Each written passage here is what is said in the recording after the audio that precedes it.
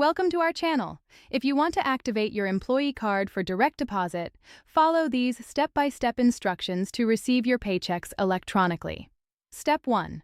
Locate the activation materials that came with your employee card. These typically include a website URL, phone number, and important card details. Step 2. Visit the official website of your employee card provider using the URL provided by your employer. Ensure you're on a secure website. Step 3. Look for the Activate Card or Register button on the home page and click it to start the activation process. Step 4. Enter your card number, security code, and any other required information exactly as it appears on your card. Step 5. Create your online account by selecting a username and secure password. Save these credentials in a safe place for future logins. Step 6.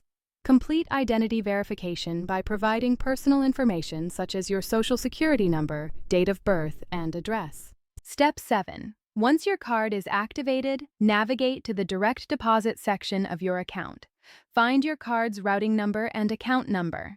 Step 8. Provide these numbers to your employer's payroll department to set up direct deposit. You may need to complete a direct deposit authorization form.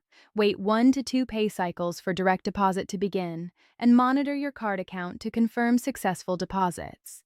Don't forget to like this video and subscribe to our channel.